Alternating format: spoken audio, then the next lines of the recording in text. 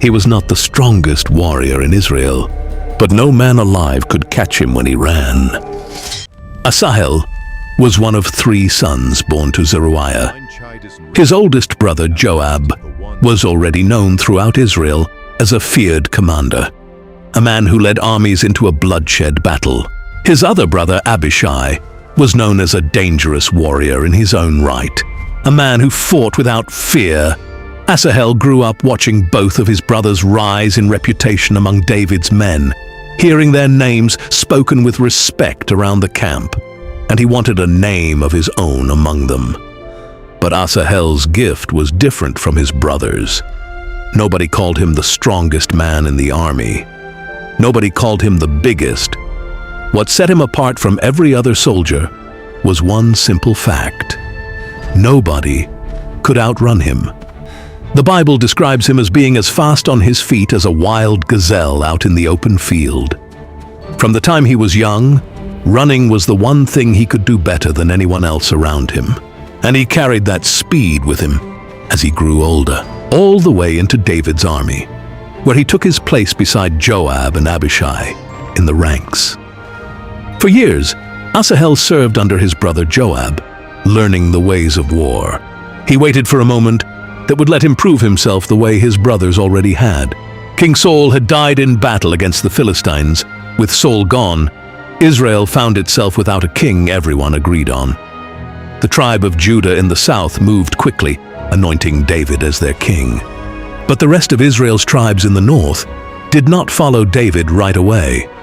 Instead, Abner, the commander who had served faithfully under Saul for years, took one of Saul's surviving sons, a man named Ish-bosheth, and set him up as king over the northern tribes. So now, Israel had 2 kings standing against each other: David ruling in the south from Hebron, and Ish-bosheth ruling in the north. Everyone in both camps understood that this division could not hold for long. Sooner or later, the 2 sides would have to meet, and when they did, it would not stay peaceful. Joab, serving as commander of David's forces, gathered his men and led them out from Hebron toward a place near the pool of Gibeon. Abner, commanding the forces loyal to Ish-bosheth, marched his own men to that same place. The 2 armies arrived from opposite directions and took up their positions on either side of the pool, close enough to see each other, clearly across the water, close enough to hear voices carried on the wind. Abner was the one who called out first. "Let the young men get up and fight in front of us!" he shouted across to Joab. Joab called back, "Let them get up." 12 young men stepped forward from Benjamin's side, from Ish-bosheth's army, and 12 stepped forward from among David's servants to meet them. Each man from one side grabbed his opponent from the other side by the head and drove his sword into his opponent's ribs. All 24 of them collapsed together and died where they stood. That patch of ground came to be known afterward as the Field of Sharp Edges, remembered for what took place there that day. What had started as a small contest between chosen men did not stay contained for long. The fighting spread outward from where the 24 had fallen, spilling into the ranks on both sides until the entire 2 armies were locked together in open battle. Swords clashing, shields cracking, men falling in every direction across the field. The fighting grew fiercer as the hours passed, neither side willing to be the first to break. By the time the day wore on toward its end, Abner and the men of Israel had been driven back and defeated before the servants of David. Abner's lines broke apart, and his soldiers began to scatter and run from the battlefield, with Joab's men pushing forward behind them in pursuit. This is where Asahel's moment finally came. In the middle of the chaos, as Abner's army broke and ran, Asahel caught sight of Abner himself fleeing across the field. He was not looking at some ordinary soldier trying to escape with the rest of the retreating army. He was looking at the commander of the entire northern army, the very man who had set Ish-bosheth on the throne and split the nation in 2. Asahel understood immediately what it would mean to bring a man like that down with his own hands. So Asahel turned his eyes on Abner and began to run. The Bible says plainly that he did not turn to the right or to the left as he went. He gave up on everything else happening around him on that battlefield and followed Abner, and Abner alone, with everything his legs could give him. Before we continue, these videos takes hours and hours to make. If you could, please like and subscribe and comment which country you are watching this from. Some soldiers ran to escape. Others gave chase, and here and there men fell where the fighting had caught up with them. In the middle of all that noise and confusion, Asahel's eyes never left the one man ahead of him, and his feet, faster than any other man's in either army, closed the distance between them with every stride he took. But Abner knew something that Asahel, in the heat of the chase, did not yet understand. Speed alone does not decide a fight. Abner was older than Asahel and far more experienced in close combat, a man who had led armies and survived battles long before Asahel had picked up his first sword. As Asahel gained ground behind him, Abner glanced back over his shoulder to see exactly who was closing in on him. "Is that you, Asahel?"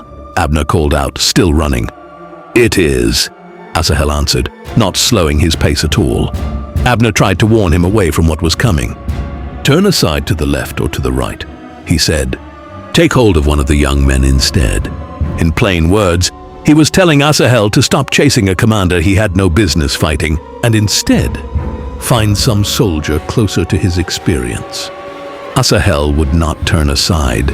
Abner spoke again, and this time his words carried more weight. "Stop chasing me," he said. "Why should I have to strike you down?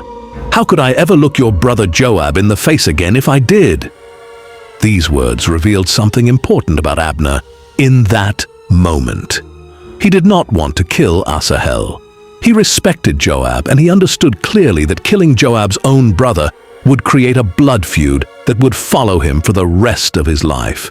No matter how the larger war between the two kingdoms eventually ended. Even so, Asahel refused to stop. He kept coming, faster than Abner could outrun on open ground, until there was no more room left between them for words to settle it.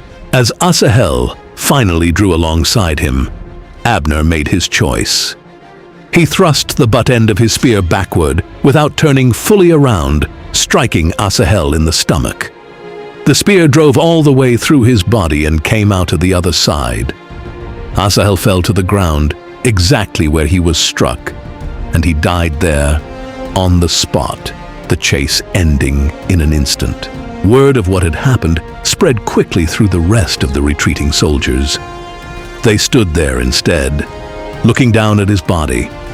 This alone, men from David's own army pausing mid-chase at the sight of him, showed just how deeply respected Asahel had been among the ranks. Joab and Abishai did not stop, though. They kept running after Abner and the remainder of his fleeing army as the sun began sinking behind them. They followed him all the way to the hill of Ammah, near a place called Gibeon, on the road toward the wilderness of Gibeon. There, the men of Benjamin, who remained loyal to Abner, gathered themselves together and took a stand at the top of the hill, refusing to run any farther. From where he stood, Abner called down to Joab. "Must the sword go on devouring forever?" he shouted. Joab called back up to him. "Don't you know this will only end in bitterness? How long before you tell your soldiers to stop chasing after their own brothers?" With that, Joab raised his trumpet and blew it, and every one of his men stopped where they stood, ending the pursuit of Abner's army for that day. No further fighting broke out between them that night. Abner and what remained of his men marched on through the darkness, crossing the Jordan River and continuing until they reached Mahanaim by morning. Joab, for his part, turned back from the chase and gathered his own men together to count the cost of the day's fighting. When the count was finished, 19 of David's soldiers were missing, in addition to Asahel. Abner's side had lost far more, 360 men of Benjamin who had followed him and died in the retreat. Joab and his men lifted Asahel's body and carried it the long road to Bethlehem, where they laid him to rest in the tomb that belonged to his father.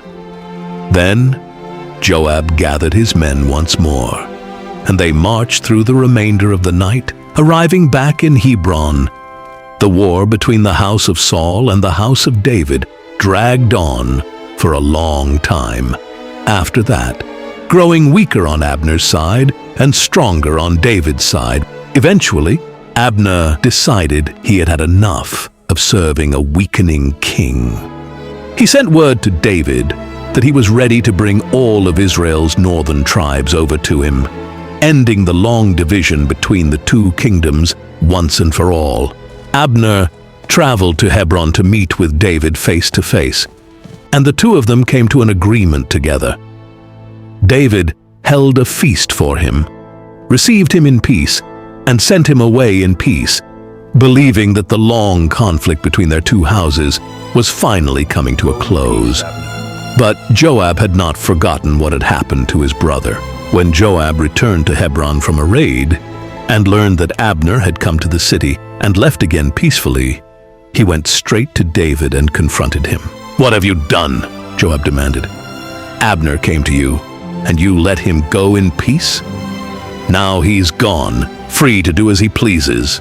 Without telling David, Joab sent his own messengers after Abner, and they caught up with him and brought him back to Hebron. When Abner arrived, Joab pulled him aside at the city gate, speaking to him as though he only wanted a private word. There, in that quiet moment, Joab struck him in the stomach with his sword, and Abner fell dead. Joab had killed him to settle the blood of his brother Asahel, who had fallen so many seasons before by Abner's spear on the battlefield near Gibeon. Do you want to learn how to make these videos? Go to my YouTube page and watch the member-only video. I provide all the prompts I use, tools I use, and how I animate. These videos takes hours and hours to make. If you could, please like and subscribe and comment which country you are watching this from.